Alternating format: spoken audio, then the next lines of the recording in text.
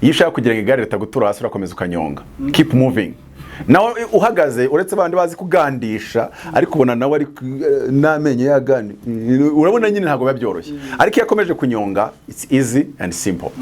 Ababyeyi nibafate inshingano, patriotisme umuntu ayigire mu rugo, kutarya ruswa umuntu abyigishwe n'ababyeyi.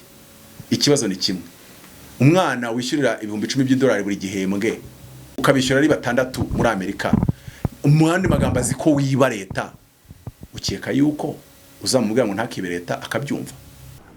Mu buyobozi bakeneyemo umuntu bakeneyemo, reka nkwereke, bakeneyemo amaelema yandi ashobora kureba mu maso akakubwira ibitagenda, akakubwira ati ntago bigenda biriya bintu. No, usanga buri muturage wese yageze kuri mikoro aba umuntu ushonje ntiwamuza kuvuga ko umuntu hari ukuntu inzara imurya akagera ku rwego aba nk'ikihebe.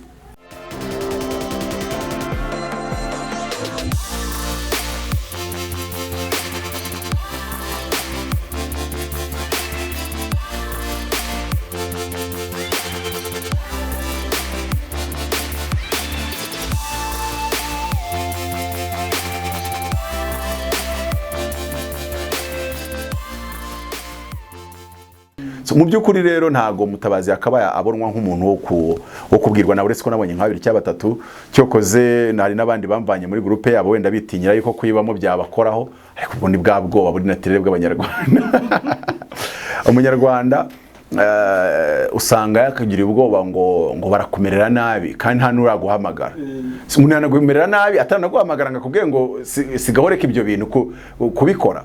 Mu by'ukuri umuntu wese mu Rwanda bajya kumerera nabi nk'uko abo babivuga, akenshi baba babanje kumbwira ati ibi bintu wasizeho, wagafata umwanzuro akavuga ati nta mpamvu yo gusigaho ndakomeje, nabo bakazagera igihe bafata umwanzuro bati rero nta kundi ugomba guhonga urukuta nuko ko wakomeje se. Ariko byanga bikunda Mutabazi nimba ntarumva call imbwira ngo sigaho, none se ubundi sinza abayikora nimba wenda toreka tubare yuko Karasira ajya hamagarwa na RIB. Okay, nge ntagira ampamagara kandi namba yanjye ntarantu ba ntayishyize se. Uretse no bwango rero bazategeza kumpamagara nibatindanye nzigirayo, ubuse namara nk'iminsi 3 ntarajyayo, ari dossier intera gupanga kujyayo nkakomanga. Gati nige bita Mutabazi narinje ujeze gukora iki sari kira gitabo nshaka kwandika, ntago nshaka kuzagisohora ntaragana n'inzego z'ubuyobozi ku buryo bamenya ngo ngiye gusohora ibintu bivuga gutya n'ubusazi burimo buvuga gutya. Eske nemerewe ngewe kugira ngo bitangaze? Kuko Mutabazi nimba mvuga ngo ngewe nafashe umurongo, wese afata umurongo we agafata n'umurongo bijyanye n'icyo yumva ashaka gukora n'uburyo bwo kugikora. Hari abafashe umurongo wo kujya mashyamba, ubwo bo bafashe imirongo yabo. Hari abafashe umurongo wo kuvuga ko ubuyobozi buro budashoboye, abo nabo jya mbabona. Hari abafashe umurongo wo kuvuga ngo turi kuvugira abaturage, ariko nge nkabona ari kuvugira abaturage ariko ntago asobanukiye ukuntu ubukungu bw'igihugu buba bwubakitse. Nyine hari ukuntu ureba umuntu ukabona ameze nka Mother Teresa. Mother Teresa ni umumama twemera dukunda bitaga Apostle of Love, wahawe ijambo muri UN atari umuyobozi w'igihugu kubera ko yavugiraga abarushye indushyi n'abakene. Ariko hari itandukana hagati ya president n'umuntu uvugira indushyi n'abakene, kuko igihugu ntago gifite aspect imwe yo kuvugira indushyi n'abakene, cyane none igihugu cy'u Rwanda.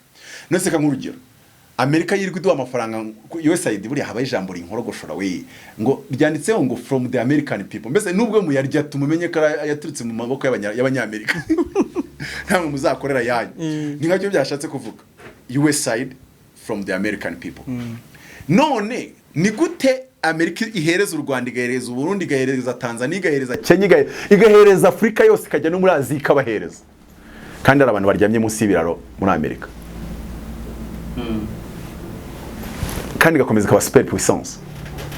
Ariko ushaka kutwereka yuko ibintu harimo akabazo, wenda kugerageza kwerekana ko ibihugu nka Amerika byateye imbere byo hari ahantu bijya, ariko igihugu kiba gifitemo ibintu byinshi bitandukanye.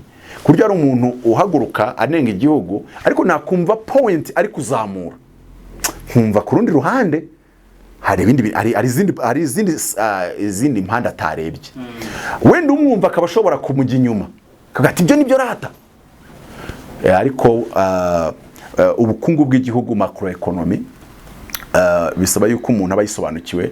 Niyo mpamvu nkunda kuvuga ngo nkuko hari umuntu ugeze kubaza ngo abanyarwanda ni ba printing amafaranga menshi, yabibaje Donald Kaberuka ati doctor ati kuki abanyarwanda babura amafaranga mwa printinze menshi Beneri kaya printinga tukayaha abanyarwanda. Arambwira ati bagwe Bruce ujye kwiga economics kuko ubu mbuze nicyo mperaho ngusubiza.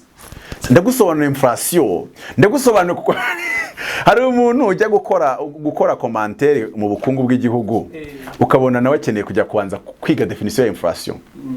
Donc akeneye kwiga economy y'igihugu kuntu iba yubatse. Kuko buriya sinzi nimba dufite aba economist mu buryo ariko nko kuba amafaranga menshi y'abanyarwanda ari mu mifuka y'abantu nka 10 na bangaye, sinzi nimba ari bangaye ariko ntago ari benshi, wababarira ku ntoki z'abantu nka bangaye. So kuba ayo mafaranga ari muri icyo gice gusa gasa naherayo, sinzi nimba ari ikibazo cyuko batabyize uko bikorwa, ariko ubundi umu economist mwiza ashobora kuza kuvuga ngo hari uburyo ushobora gukora amafaranga akava mu baturage akaza muri leta, hari n'ubundi buryo ushobora gukora agasubira mu baturage. So bakamenya kubibalance. Rero iyo utabibalanshije neza, icyo twita purchasing power y'abaturage ukabona igenda igabanyuka, ahubwo ibintu bigenda bizamuka agaciro, nandi uzasanga buri muturage wese ari kuvuga nk'umusazi kuri mikoro. No usanga buri muturage wese yageze kuri mikoro aba umuntu ushonje ntiwamuza kuvuga ko umuntu hari akuna inzara imurya akagera ku rwego aba nk'ikihebe. Inflation ubwo kwifaranga n'igihe umuntu wenda tuvuge mu kwezi kumwe wakoresha 500, noneho ukundi gukurikiye ugiye gukoresha 700. Donc ya 500 nta kibasha kuguhahira mu gihe ugikeneye kugira ibyugura. Ni ibintu ni muri ubwo buryo ni ibintu byinshi nanjye mutazi ngomba kujya kwiga. Ikiza cyanjye se ko iyo nsomye igitabo bimpagije. Nyine mwibwira umuntu aho ganusha kuzajya kwiga Harvard, ugize ibyago nkagwa kuri note wigiyemo, wazagera mu Rwanda ukajya ninjye wigize Harvard. Ubwo nubango uzahige ko naje gusanga mu gitabo ndi kwandika wenda duse naberekera ku musozo. Gusa abantu bagomba kumva ngo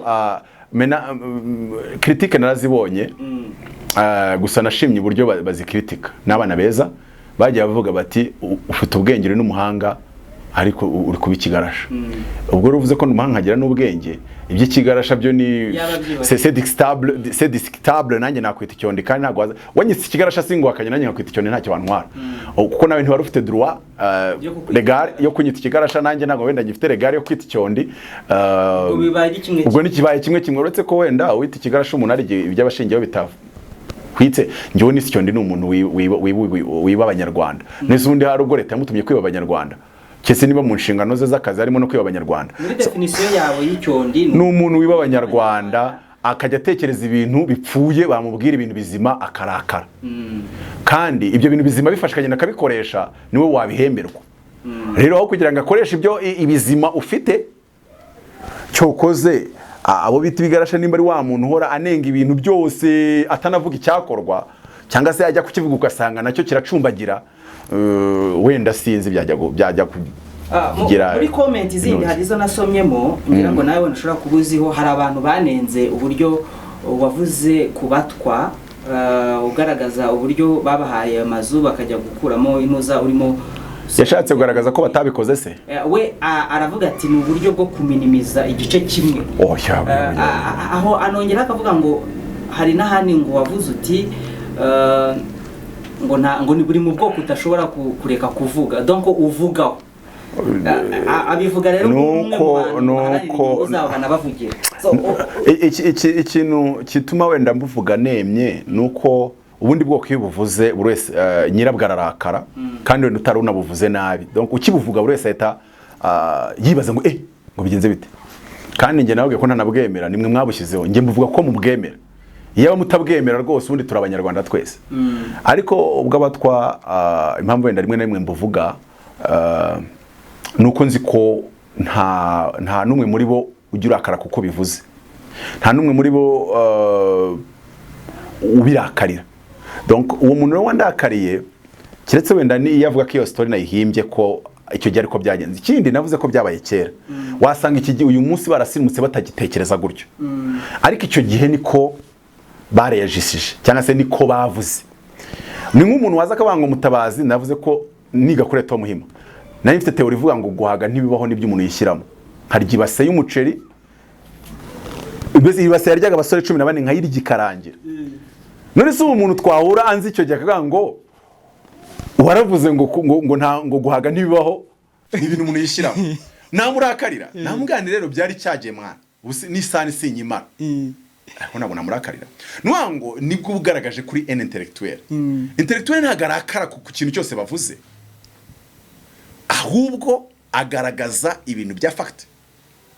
En intellectuel hari umunyamakuru ujye wakira Museveni mu kiganiro yagiye muri Amerika wenda cyase yagiye mu kiri kiganiro niba ari wa BBC nimba ari waki yajya kumwakira akavuga ngo Yoweri Kaguta Museveni dictateur uyoboye impande zinize akabimuvugira imbere. Rero nimba uri umunyabwenge ntabwo uri wihita urakaranga kucyo nyise dictateur, ahubwo wegaragaza uburyo utari dictateur. Njya gutorwa narabisabwe bajya kwemeza yuko imyaka 75 irenga parliament yarateranye iratora. So urumva uriya arabimwise afite cyashingiye abimwita nawe agize ibyo agaragaza bigaragaza ko atari ko ari. So nicyo kintu mba mbona en intellectuel yagakoze. Ikindi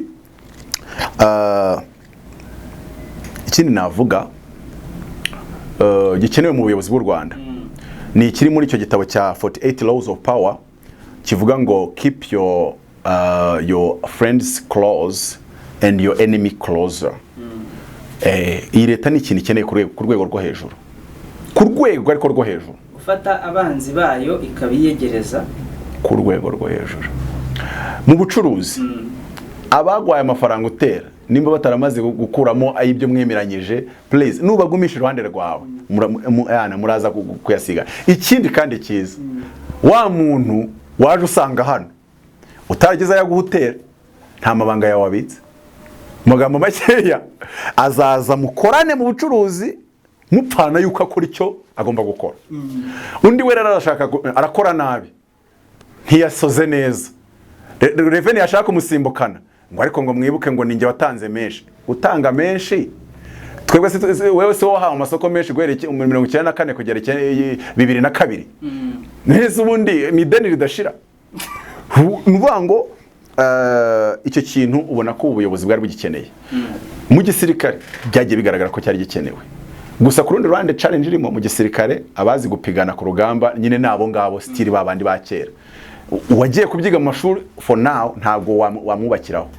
So none ugasanga bibaye challenge igoye sometime, ariko nyine mu buyobozi bakeneyemo umuntu bakeneyemo reka nkwereke bakeneyemo ama elema ya ndashaka kureba mu maso akakubwira ibitagenda akakubwira ati ntago bigenda biriya bintu. So ariko ba bantu ukamenya imyanyu bashyiramo. None babandi bahora bugiye bagushyashyariza ntabwo ari bigiza kuba ari bo. Donc ufata wa muntu ushaka kubwira bitagenda ukamwiyegereza, ariko ukamubwira yuko yemerewe kubikubwira muri mwenyine ibyo azatangariza hanze. Hari itegeko rigena uwo mwanya akora bitabimwemerera, akaceceka na Evode yaracecetse agakora akazi ke. Noneho babandi birwa bakoma amashyi ukabashyira hariya ku ruhande kuri gate, kuko bari abantu bo n'igihe ibintu bitameze neza bashaka kuza akakubwira ko bimeze neza kugira ngo ukomeze ubarebe neza. Kandi rimwe na rimwe hari igihe bakenewe la pire vérité, ari igihe bakenewe uko kuri. So mu by'ukuri gusa n'abantu bavuga ngo bavuga ibitagenda, natwe dufite devoir, dufite umukoro w'ibyo tugomba guhindura no gukora. Nk'urugero, nimba ushaka kujya uvuga ku bukungu banza nawe wispecialize mu bukungu. Nimba ushaka kujya uvuga ku bintu bitandukanye banza ugire nawe amakuru asa naho ahagije. Ikindi ntuvugire dans le vide, uvugire muri realite y'ibintu. Ibyo bintu ni gusaba yuko ubuyobozi bw'i Kigali bwakora, wowe ari wowe ubuyoboye wabikora. Ese uri kwibuka amateka 94? Ese uri kwibuka amateka? Ese uri kwibuka cyangwa uri gupfa kuvuga gusa? Donc uri kudufata ukadutekereza ngo turi Mozambique, warangiza ugatekereza ko u Rwanda rubamo abanyamozambique. No, turi ba Abanyarwanda bafite amateka uzi. so vuga en conséquence de connaissant uzi neza implication zose. Ikindi uzi implication internationale ese uzi implication mu gihugu bwaho ese donc twabavugira hanze byanga bikunda tuba dufite amakuru makeya ugeragije n'abari muri system. Rero reka tugerageze abavugira hanze gushaka amakuru ashoboka, gushaka niba sinzi uko nabyita, ariko abantu bavugira hanze kugira ngo ibyo tuvuga bibashe kuba byakora, kuko in the end icyo uvuga iyo kitagira icyo kimara. Umuntu yavuze iri jambo, wenda reka nse nusoreza ngo ukomeze umbaze dusoza, yaravuze ngo n'importe quel imbécile peut identifier un problème. Every idiot can identify a problem, but it takes a wise man to solve it. Iyo ni imvugo ya mbere ndi buvuge.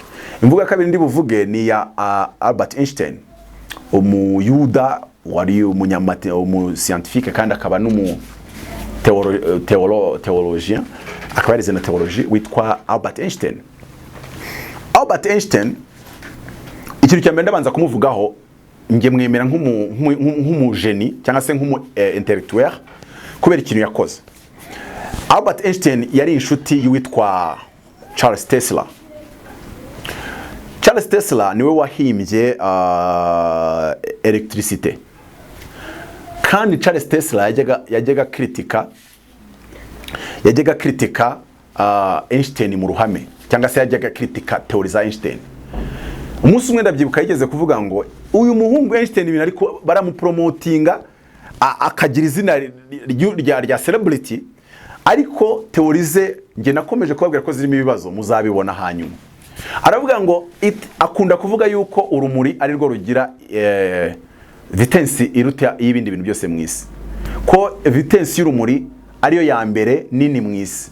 Arabwira ati hari ibindi bintu bifite vitesse iruta y'urumuri mu isi, bamugira nayo, ariko uyu munsi byarabonetse. Ariko iyo gihe nubwo bari inshuti yabashe kubivuga, ariko nubwo yabivugaga ntago Einstein yamukuraga mu nshuti ze. Ibyo bigaragaza umuntu w'umu-intellectuel, kuba tutemeranya mu bitekerezo, ahubwo niwe ngomba kwiyegereza cyane kurenza abandi.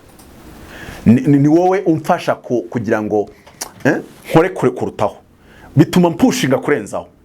Naho iyo abantu bose turi kumwe bose badatekereza, badashaka no kugaragaza ko ari byo batekereje, bishobora gutuma ntakorera ku gipimo nyacyo. Kuko hari umuntu umwe yavuze ngo it is in human nature to raise for greatness when greatness is expected from you. Uyu munsi bakubwiye ko wenda uri minister w'urubyiruko, uburyo batekerezaga byahita bihinduka, kuko warangije kumva ko hari ibyo ukeneweho, hari ibyo usabwa, bituma hari amaraporo ye tujya gusoma, hari ibintu urarusoma, hari ibintu urabaririza makuru yabyo uko ameze, kubera ko barangije kukubwira ko ari wowe uri in charge of that.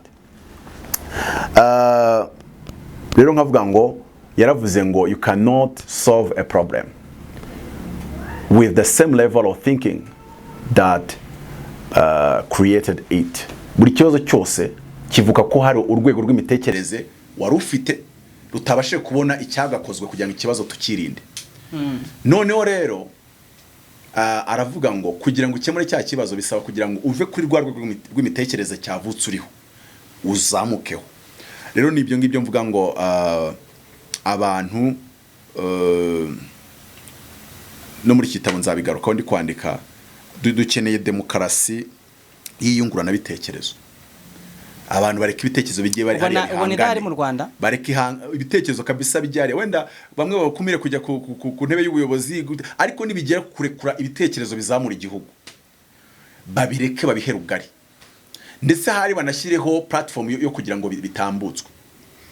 Uretse ko nzanasoza muri chapitre ya nyuma mbaza ngo muyobozi kuki abana bawe bose biga mu mahanga bakaba batavuga ururimi rw'ikinyarwanda neza. Ibintu biranga muri education nabyo n'ibindi bibazo. Ariko nigarukiye kuri icyo cya demokarasi yihanahana bitekerezo cyangwa se yinyungurana bitekerezo, indi chapitre irimo nziza iravuga ngo politike y'isaranganya bukungu. Hari icyo kintu gikenewe mu Rwanda, politiki y'isaranganya bukungu na demokarasi yihererekanya bitekerezo. Banashyiraho inzira zo kugira ngo abantu ibyo bitekerezo babitange.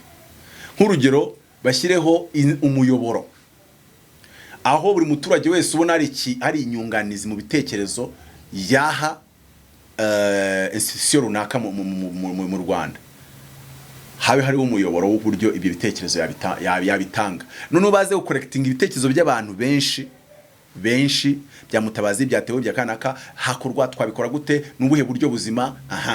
None bya bitekerezo babicishemo, babinyuremo, bafata imyanzuro bamaze no kumva ibyo abantu batekereza. So donc base n'abakangurira wa muntu babonyeho gutekereza, bambwira twabonye watekereza, none rwose dufite link hano, uzajya uyinyuraho ibitekerezo byose ubitange, kandi uzasanga biri gukorera abanyarwanda. Icyo gihe banabona ahantu bazajya baca bajya guha abana akazi. Wa muntu ukunda kubaha ibitekerezo bakabona biruseho cyase ari inyamibwa, bashobora no guca ku ruhande bakamubaza batari ko bimeze bite, ukora hehe, niveau d'étude bimeze bite, noneho twegere wajya ubitangira ku ruhande bikadufasha, reka noneho uzubitange ube uri mu neza, noneho ubiduhe bidukorere. Mu by'ukuri hari imyanya ibiri sensible ikeneye abantu runaka, ariko hari n'imyanya ibikeneye abatekinisiye bazi icyo gukora. Tuzahora iteka igihe leta ikeneye gukanika trosi, ikeneye umuntu uzi gukanika trosi. Ntabwo ikeneye umuntu wavuye Nyakivara, ntabwo ikeneye umuntu gukanika trosi, bikeneye umuntu wize gukanika trosi. Cyokoze wenda hari uwabihuriruzwaho ari bibiri, akaba hari aho yaturutse hasobanutse, akaba azi no gukanika trosi. Ariko muri politike y'isaranganya-bukungu icyo ngicyo ni imungu mbi. Hagomba kubaho kuba abantu habaho icyo bita competition, spirit ya competition ikaba ihari kandi ku rwego ruzima.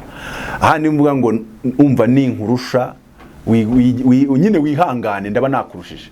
Hari abantu bakunze gutanga ibitekerezo bakavuga bati ubwo ndajya kuri icyo cya politike y'isaranganya-bukungu, bavuga bati ariko mu Rwanda ntabwo ubukungu bishoboka ko bwasaranganywa, bitewe n'uko u Rwanda rusa nkaho rufite ikikango cy'abantu barufashije gufata ubutegetsi. Abenshi banavuga ko bamwe bagenda bava no muri systeme kandi baragize navuga ko byanga bikunda abari ikibazo kubiyegereza cyane. Ni ukuvuga ngo rero baravuga bati ntabwo bishoboka, kubera ko nubundi usanga business hafi ya zose zikomeye harimo uko kuboko ariko kutagaragara. Donc ko abantu bashobora kubwira bati dufatanye ubucuruzi, ejo ukazisanga bwa bucuruzi bwawe ahubwo wanabuvuyemo butakiri ubwawe. Rimwe na rimwe ukaba wanakuramo akarenge ukajya gushaka ahandi hantu ukorera. Ibyo bintu bizakunda gute hari icyo kintu abantu bavuga gutyo, niba twavuga ngo ni igihugu kuko ntikiri official ku buryo wavuga ngo kirahari, ariko icyo kintu kirahari, bizagenda bite? Ikintu cya mbere navuga ngo la meilleure technique de défense c'est l'attaque. Akumvisha uburyo bwiza bwo kwirinda no kwataka. Irindi jambo rya kabiri ndavuga, iyo ushaka kugira ngo igare ritagutura hasi urakomeza ukanyonga, keep moving. Nawe uhagaze uretse bandi bazi kugandisha, ariko ubona nawe ari namenye yagani, urabona nyine ntago babyoroshye. Ariko yakomeje kunyonga, it's easy and simple. Ntago nyine twifate nk'igare. Ikibazo rero kiri short sighted. Abantu bafite vision ireba muri pedale z'ibirenge, kandi imodoka bayitwara bareba mu mwikorosi rirenge pfiriye. Gute abo bacuruzi bafashije ubuyobozi cyangwa se RPF gutsinda urugamba, kubiyegereza wenda bishobora kuba byari byiza, ariko nanone kubiyegereza cyane ni ikindi kibazo.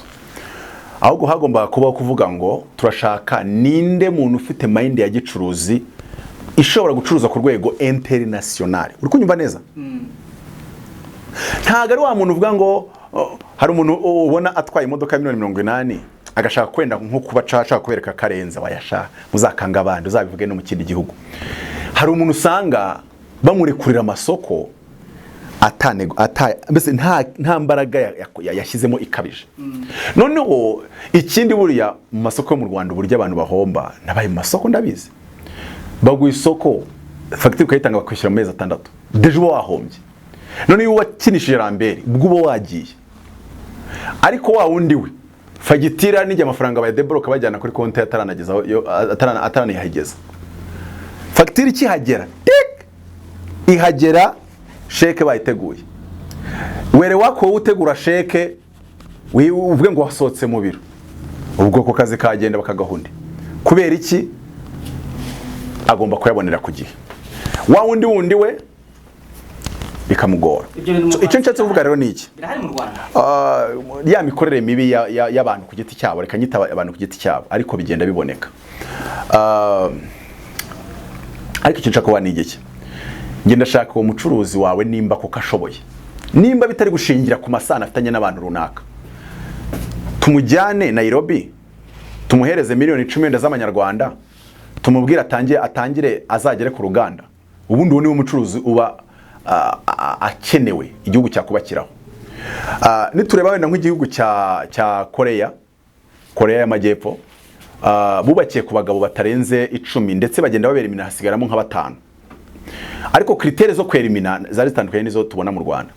Kritere zo kwerimina iyo leta yaguhaga target ntuzigereho, yagushyiraga ku ruhande ugakomeza ugakora nk'abandi bose. None babandi bayo ubwo harimo uriya Byung Yul washinje Samsung, harimo washinze RG, harimo wasinze SK, hari wasinze Daewoo, uretse ko yaje guhomba, ariko usanga igihugu gisa n'icyubakiye ku bigo 5. Ni 5 rwose. Samsung ariyo ya mbere, RG, SK, Hyundai, voilà, Daewoo yo yavuyemo. Urebye ibyo bigo 4 nibyo bisa, kuko Samsung ubwayo yinjiza 26% ya budget national. Amafaranga isora angana na 26% ya budget national. Ariko Byung Yul yatangiye acuruza, afite iduka ricuruza umuceri. Nwango leta zacu zagakwiye kureba uwo mucuruzi uri aricyo twita mu bucuruzi ngo kuba umuntu ari aggressive businessman cyangwa se aggressive investor. Hari nabo twita passive investor. Aggressive investor ni nk'abari nyine ba Elon Musk. Ni gute Elon Musk yakoze ibyo yakoze, amateka yiyo yarebye uratangara. Ngo ngenda ajya mu bintu by'imodoka z'umuriro. Yagombaga no kujya mu modoka zisanzwe za Ford cyangwa se n'ibindi bintu by'ama GMC n'ibindi byose. Ariko nyine ni umuntu ufite iyo mind iteye ubwoba yo kureba akavuga ngo wenda nk'urugero akavuga ngo ni umuntu mu Rwanda ushobora gukora un produit ikagurishwa mu Rwanda ku buryo kuri iyo produit wakora nta muntu n'umwe ushobora kuzana produit yo hanze ngo mutwara isoko. Kandi ikindi akabazi no gushaka amasoko ku buryo akora isoko, akajya i Burundi akabona isoko, akabujya Tanzania akabona isoko, akajya Kenya akabona isoko. None ukabona uyu muntu ashobora kugira uruganda ruha abantu akazi 5,000. Noneho icyo gihe muri biriya bihugu ukuntu bagiye babikora, leta yaraze bikamuha amafaranga atariho inyungu. Kuko nubwira umuntu ngo niyubaka uruganda rwa electronics, kuko u Rwanda rugera ku rwego rubwira Horizon ngo muve mu bintu by'imihanda mu birekere ya company ya NPD Kotrako. Noneho Horizon yo igiye kujya mu bintu bya electronics. Turajya dukora ama cameras akorewe mu Rwanda, atari ibintu ariko bateranya mu modoka ya Volkswagen. Ubu no kuyateranya ni byiza, ariko ndavuga ibirenzaho. Tuzajya dukora ama flat screens. Yugiye mu Bushinwa tangara, ujye ugasanga toriye imeze nka toriye babarizamo muri Kigali cyangwa se basudiramo muri Kigali bafungira ama flat screen. Wayibona iri mu ikari tukagira ngo yakore abantu hagatangaza. Ni mu kibanda horekira aho ngaho. So none ugasanga uyu mucuruzi ntago ashobora kuvangagiye gufata credit ya miliyari wenda 10 z'amadolari, na budget y'u Rwanda ari miliyari 3 wenda z'amadolari cyangwa enye. Nuvuga ngo bisaba ko leta y'ubwayo irebe ikabanga uyu muntu twamwubakira ubukungu. None tugiye kumushakira uburyo yabona miliyari wenda 3 cyangwa 5 z'amadolari. None ariko nitumara kuyamuha no kuyamubonera azayishyura nta nyungu iriho, tuzakora ku buryo azajya afatikanyiriza na leta hamwe, ndetse leta akaba ari mu target. Mu Buyapani byagenze gute? Mu Buyapani yitwa MITI, Ministère des Industries what siri kwibuka mu mpinure ko bivuga. Niyo yahaga inganda target. Mwakora gatoni z'ibyuma 3, umwaka utangomba gukora 18. Isoko nitwe tuzaribashakira. Mu gihugu iki niki muzajyana mu yo tone enye. Mu gihugu iki niki none abadiplomate bagatangira kujya bagenda mu bihugu bitandukanye bashaka amasoko, kubera ko mufite produit runaka. Kuki iki ngiki ndi kukivuga? Warumbajije ngo isaranganya bukungu, ibintu bibanga abantu ngo bafashije ubutegetsi. So, abantu bafashe ubutegetsi kuko bose bashaka gucuruza ifumbire. Donc twa dusoko turi aho ngaho duto, twa dusoko two gukora ibintu bidasaba indi technicité, nitwo bose bashaka gushyiraho amaso, kubera ko bose ari two bahanze amaso. Naba abandi wenda bari muri leta bashaka kujya batekinika bakagira amakampani yo ku ruhande, kandi ubundi reka mubwire, nta umukozi wa leta bayemerewe gukora ibikorwa by'ubucuruzi, cyane cyane abangaba bari mu nzego zitanga amasoko, zifata imyanzuro, making policies. Byanga bikundi iyo bikoze bituma usabota ubukungu. Ntago tujye tubona Obama ngo afite kampani runaka, uretse wenda Trump wagiye asanzwe ayifite, ariko nawe ari president ntago yigeze ajya mu bikorwa bya Trump Corporation. So ariko twebwe icyo ntago tukireba. So ibyo byose biradusaba kugira ngo du shifting mu kintu nita level of thinking, kuko umuyobozi yakwiye kugira imitekerereze isumba kure y'iki y'umuyoborwa. Nkuko wenda n'abasirikare bagira mentality itandukanye n'abasivili, aho umusirikare avuga ngo wima igihugu amaraso ngatisika kinywera ubusa, umusivili akavuga ngo bikubise ngomba kwiruka. Urumva yuko ntago yajya kurwana igisirikare afite mentality ya gisivile. Umusirikare wabavuga ngo naho napfa ngapfa mpfira gutabara igihugu mpfuye urupfu nishimiye. Umuturage waravuga ati igihe cyose mfitaho nca nirukanka nzahunga njya ya HCR. Urumva ko abasirikare badatekereza nk'abasivili, n'abayobozi rero bagombye kudatekereza nk'abaturage. Ariko igihe tuzaba dufite abayobozi bahora batekereza inda zabo n'abana babo no kubajyana muri Amerika, cyokoze abanyarwanda turi n'abana beza, kuko iyo ujyanye abana batandatu muri Amerika bishyurirwa ibihumbi 10 hari mu gihembwe by'idolari, wowe uhembwa miliyoni 3. Ibyo ngibyo umunyarwanda akaba atarajya hariya ngo yesura akubaza aho yakura. Uyu munyarwanda aranitonda, ahubwo nawe uzajya umufata nk'umuntu wawe, kubera ku ruhande rumwe yabaye flexible, ariko ku rundi ruhande nanone twakeneye kugira umuyobozi wibuza. Niyo mpamvu nyene iteka role model wanjye ari Thomas Sankara, yibujije kugira amafaranga menshi kandi yashobora kubikora nk'uko n'abandi abaperezida b'Afrika babikora. Yagendaga mu modoka ihendutse wenda simbishimye, ubundi umuperezida agomba kugenda modoka ifatika ikomeye yakihuta yagira gute. Nanone akamodoka ka Peugeot ntago nanone ari byo kuri perezida. Bamubwira ati turaguha umushahara munini, aravuga ati mu mpembe umushahara kapiteni. Ati ikintu cya mbere perezida n'ubundi bindi byose mwabikoze, ibyo arya mu rugo mwabihashye, mwabiguze, mwabishyize hariya, umushahara wanjye ni nkaho nazawukoraho. Ati nge mu mpembe umushahara kapiteni. Kapiteni uri hariya mu kigo cya gisirikare, ayo mu mpembe nayo mushyira kuri konti yanjye. Icyo gihe bitabigaragaza umuntu ufite gutekereza kudepasa. Nabirya ba Nelson Mandela bavuze ati mandi mwirahagije, ibyo naharaniye nabibonye bigerwaho, that's all. So dukeneye ibyo kubibona mu bayobozi, tukongera tukabibona no muri abacuruzi begereye ubutegetsi, kuko iyo duhisemo iyo style ya Korea y'Amajyepfo yazamutsemo, wenda tudahisemo style y'Abashinwa, kuko wenda mfashe umwanya nagenda musobanura buri gihugu na style cyakoresheje. Iyo duhisemo buri buryo bwa abanyakorea bakoresheje, byanga bikunda igihugu ubukungu kibwubakira ku masosiyete. Muri Korea y'Amajyepfo bakoresha ibyo bita chaebols, société familiale. Ariko nanone ntago ari famille kubera icyo zipfana n'ubutegetsi buriho, ni famille babona ziri aggressive mu bucuruzi bashingiye kuri performance yabo. Nuwa ngo za nganda zabaga ari nk'eshatu wenda zikora electronic, leta zose ikaziha amafaranga, ikaziha amatarget. Umitinze target bamuhaye, wenda nk'urugero bakavuga target ngo uzakora ama flat screen 1 million muri uyu mwaka, kandi iyo 1 million mugomba kwicuruza, ugahangana n'izindi flat screen zandi masoko nka za Philips na za RG n'izindi. Amafaranga miliyari 3 z'amadolari bashaka turazikuboneye, ariko target imeze gutya. Noneho ikigo cya mitinze ya target y'ubucuruzi akaba ari cyo bazaha amafaranga ubutaha, cya kindi kitageze kuri target abayobozi bakabakurikirana, nimba wenda bayakoresheje nabi ntibongere kugishyira kwibere. Kandi ngo cya kigo bari gukurikirana cyabakuye kwibere cyase bakuye kubahabwa amafaranga, ukeba kugira nk'izindi societe bwati uguzajya wimenyera amafaranga, wimenyere ko wishakira credit, ibyo ntuzabituzanemo. Donc za societe bari kubakiraho ubukungu zikaba ari za zindi zitanga umusaruro, zitanga resultat. Ugasanga harimo nka societe wenda ya mushiki cyangwa mubyara wa president, ariko kubera ko atamitinze target hariye, dukeneye gukura kugera kuri yo level.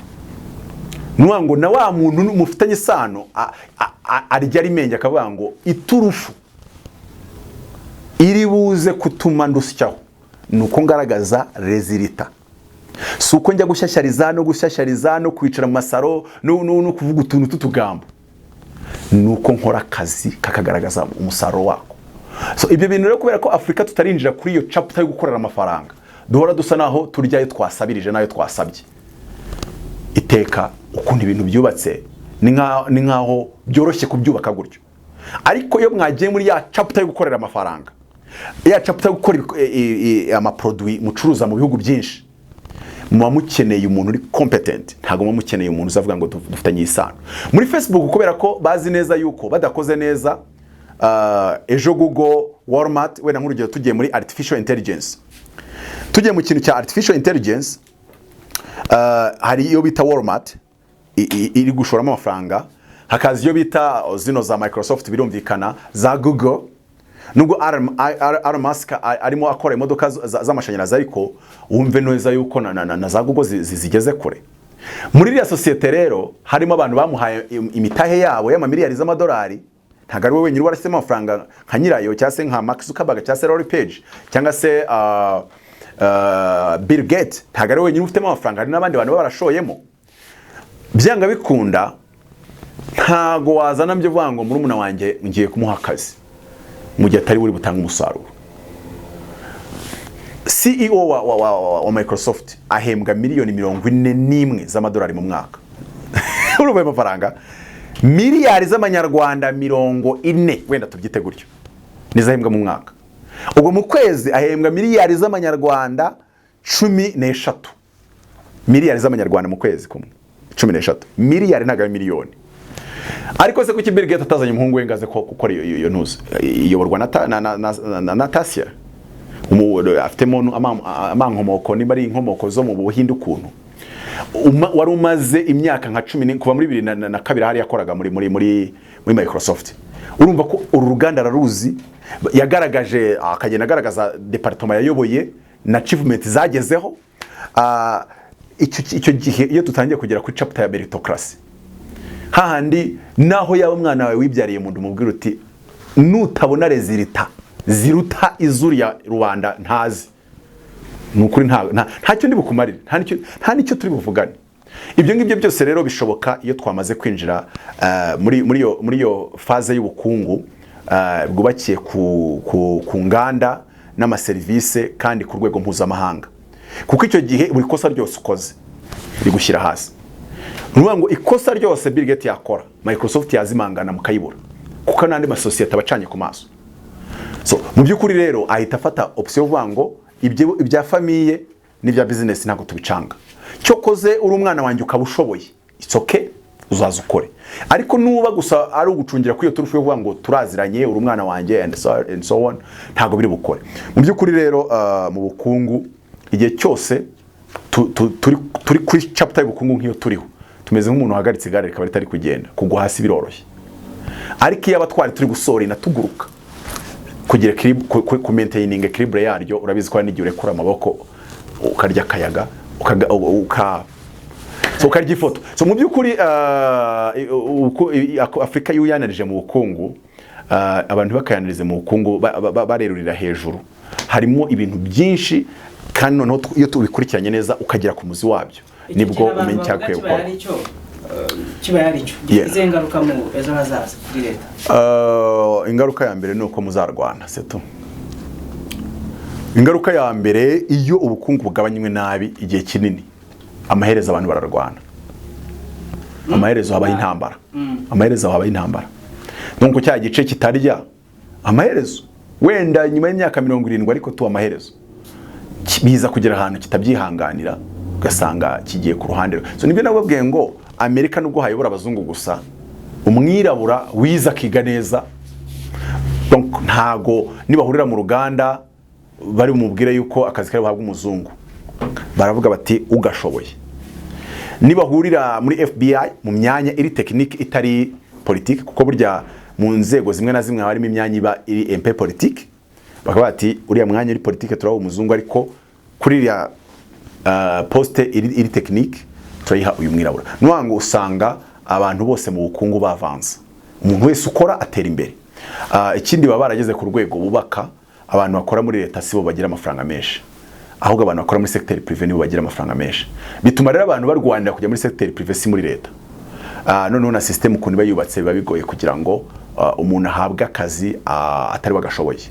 Nk'urugero NASA, buri kintu cyose gikoreshwamo na suri na flash disk bayihabwa na Elon Musk. Amasoko yose ya NASA y'ibikoresho, kugira ngo badafata isoko ry'ikindi kigo kikazazanamo igikoresho kirimo device ikurura amakuru yahereza wenda abashinwa cyangwa abarusiya. Nubwo Elon Musk aba ari umuntu uri close kuri leta, ariko ntago ari close kuri leta ataravutse muri South Africa. Ari close kuri leta kubera ko babona ari we ushoboye. Ikindi NASA ikorana n'ibintu bya space. Elon Musk niwe wa mbere ukorana n'ibintu bya space. Donc on investissement zose ni umuntu wa mbere wajyanye cyogajuru mu kirere kikajya genda manu kikagaruka kiri privé. Urumva rero kuba bamuhereza isoko ntago ari ikibazo cy'isano bafitanye, ni ikibazo cy'ubushobozi afite. Ni ikibazo cy'ubushobozi afite, none bakavuga bati none sasa uyu muntu we twakorana. Rero igihe tuzatangira kujya twinjira kuri iyo chapter yo kuvuga ngo ushoboye niwe twiyegereza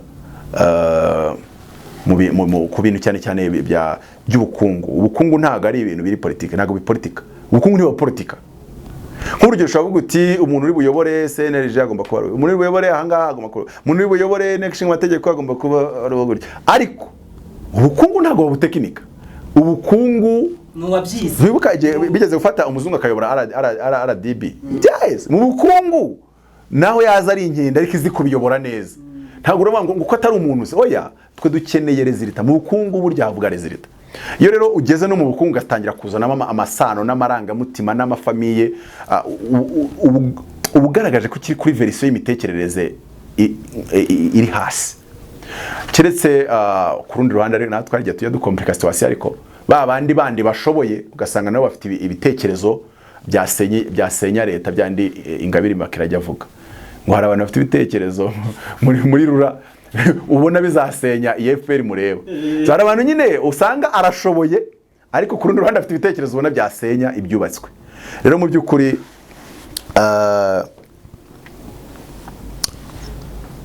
Afrika dufite ibibazo twoye kwitwara nk'abatabifite, kandi nanone twoye kwitwara nk'aho ibibazo juste kubera ko ushaka ko birangira byahita birangira. Naho wakugira president uyu munsi, kuko iyo ndebye ukuntu president abavuga ku bantu biba n'abantu badakora akazi kabo neza ngo bakanoze, iyo urebye ukuntu abavugaho ubona katabikunze, ariko se kari president katabirangije burundu. Agenda agira nyine ibyo akora, ariko ntago yabirangije d'un jour.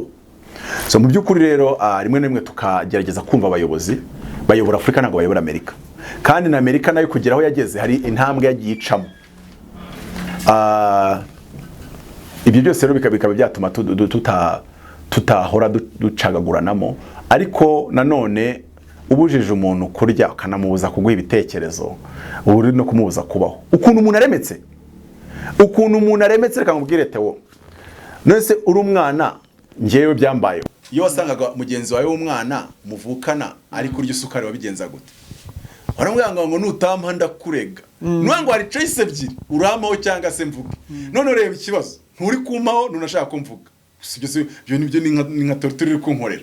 Ahubwo amategeko hana torture gufata. Basi at least reka mvuge. Kukurya byo waranze kondya waretse nkavuga. Ntago mutazi ndikwa gutya ngo bandeke ngiye, ahubwo ndishaka kuvuga ngo psychology, human psychology ikora kimwe. Kandi ikindi uwibahetsa ababwirizo mu mugongo ni wiba uri minister, byanga bikunda mu kwiba kwa hari abantu batatu basinye signatire zibemeza zituma bamenya ko wibye kabisa. Rero abo bandi bazavuga ati nutaduha turakureka. Magambo makeya nabo bashaka kutakwaka kuri ayo ngayo wibye, ejo nabo bagashaka bari bwibishana, kuko bazi neza yuko nabo bazi yuko nawe hari aho basinye. Ibyo bintu bigenda biburuhererekane bikaza kurangira abantu bapfuye mu bwonko. So rero ikintu kimbabaza muri Afrika soka abayobozi bafite ibibazo mu bwonko bwabo, ko nabo bafite aho baturutse bafite aho baciye abatera ibyo bibazo bafite, nanjye mfite ibyanjye. Nese no kubera kibashyiramo nyine izo ndirimbo numvaga 94 nkumva ndasuherewe. Ni amateka naciyemo. Ubwo se none uko nge naciye mu adashariye cyane, waciye muhashariye we ukeka yuko yorohewe. Rero ariko nanone igikimbabaza nuko n'abaturage nabo ubwacu twapfuye mu bwonko narabibabwiye umunsi umwe ndi hano ndababwira ngo ubaza umuntu ngo wowe waguha ubuyobozi wakora iki jewe we kubera ko nta n'umuntu wabateze kamera cyangwa se ngo bari kubumviriza wakumva ibinakubwiye ukavuga uti wowe uri mubi gukuba gatanu abarimo hariya so mu by'ukuri rero dukeneye kugira ngo ngiye kureba ibibazo byavutse ndavuga ngo mbere yo gushinja ibibazo by'u Rwanda kubishinja His Excellence Paul Kagame nabanza nkabishinja Papa Kabarira Jean Damascene nawe ukabishinja uwawe kubera iki none se nimba n'urugero umuntu bamugira meyaga bene w'abakazi asize abagashoboye ni president wabimutumye ari kuzira uko se yamureze nubwo nge ntaba nshaka wenda kugira ngo byitwe nk'aba abantu bakunda kuvuga ngo ari abantu ngo bafite ibintu bonse iriya ngingo kabisa umuntu wayizamuye azihane mu mutima atazabisubira ariko nshatse kugaragaza yuko uko ababyeyi babakureze baturera bakubwira ngo uwawe nazi umumenyi mubyara wawe nazi umumenyi ugasanga nimba ukora muri banke mubyara wawe aramubwira ngo ca ku ruhande ngo serive imbere y'abandi ako utwo tuntu rero ubona kujyana muri leta wadukora umuntu umwe yaravuze ngo nubona umuntu ujya muri toilette akazingura ikizingo kingana kimwe cya kabiri cya papier hygienique azi ko atari buyikoresha yose akazingura ikizingo akagira yakoresha muri toilette yarangiza indi akajyana muri sakoshi umenye ko uyu nguyu namushinze umutungo wa leta yawurya done wango akantu gatoya ntiwirirwe ujya kure mu gitabo nasomye cya Trump out of the deal yaravuze ngo iyo agiye gukora na feri y'amafaranga cyane cyane amafaranga menshi miliyari z'amadolari n'umucuruzi runaka arabanza akamujyana bakajya gukina golf ngo noneho ngo akajya acunga uburyo atirisha muri golf ngo hari tirisho rukora muri golf agahita ahagarika gukora nawe deal mutagiye kure bati uyu nguyu no muri business azajya nturitse kuko uburyo yimuye umupira akawusunika gutya ntago bingombera gutegereza amafaranga nabona okazi azatirisha tu so rero ibyo bintu byo kuvuga ngo menya uwawe kandi rega tujye tunamenya amateka yacu wamenya abantu bari barahejejwe hanze y'u Rwanda mbere y'94 kubw'amateka kubwo ubuyobozi bubi bwari buriho of course bwari bubi wamenya ari izihe ubuhe buryo ba developye bwa survival ko umuntu iyo ageze mu kibazo niko servo y'umuntu ikoze ahita yiga uburyo bwo kuyibamo no gukira muri iyo system kuko n'umuntu wese uri mu Rwanda hari uburyo yize nyine bwo kugira ngo bitamukora abenshi nyine dufata umwanzuro wo gufunga umuntu wendetse mutabazi wanane kufunga ariko naye ngenda mbyiga nzagenda mbyiga ura ntago nananirwa kwiga ibintu ariko buri system yose umuntu agezemo servo yo ihita amara umwanya muto sa n'uri kwiga ahantu ari agahita servo ye yiga mode ya survie mode yo survive kubaho aho hantu wagira mu ishyamba ririmo inyamaswa ugahita utekereza ndabigenzane ndihisha ndurira igiti ibintu nk'ibyo ngibyo so noneho usoza ku gitekerezo nari ndimo mvuga aba bantu bayoboye umubare munini ntawamenya mu bwana bwabo cyane nakubwiye mu myaka 8 13 none ureba yuko bo bavuye no muri ubwo buzima bumeze ngo turi mu bihugu by'amahanga menya mwene wacu menya ko yariye urebe ko ari cyo wamufasha menya hari akazi kamurangire Kampala nawe agenda agakore mubende agenda agakore okay urabona muri kugenda mwubaka kantu kameze nkaho kugira ngo mubeho mugomba socialere coude solidarité ikomeye cyane ariko none mugeze mu buyobozi mu gihugu still ka kantu karacyabarimo depuis l'enfance none muri kurwana none sasa mujya gufata igihugu umwe baramurasaga ukamushyira ku rutugu byanga bikunda vous selele coude mu gisirikare so icyo gihe rero bisaba imbaraga ikomeye cyane bisaba umutima bisaba ubwenge akankoresha ijambo bisaba ubwenge bukomeye cyane kugira ngo ubone ngo none ahantu tugeze c'est pas nécessaire ko dukomeza gukora muri bwa buryo kuko ikintu turi kujera gitandukanye n'ibyo twari turimo hariya ndatekereza yuko David yarazi gutandukanya igihe ari kurwana n'intare ridubu akabitandukanya n'igihe ari kurwana na Goliath na Sauli cyangwa igihe ari kurwana na Goliath uko yarwanye n'intare n'idubu siko yarwanye na Goliath kandi uko yarwanye na Goliath siko yarwanye na Sauli ndetse ni umunsi umwe wigeze yigeze kuba ingabo zamuteye zimaze gutera ziratera ziba n'urufunguzo rw'umudugudu ngo arangije arasenga abazi Uwiteka ngo mbatere mbakurikire.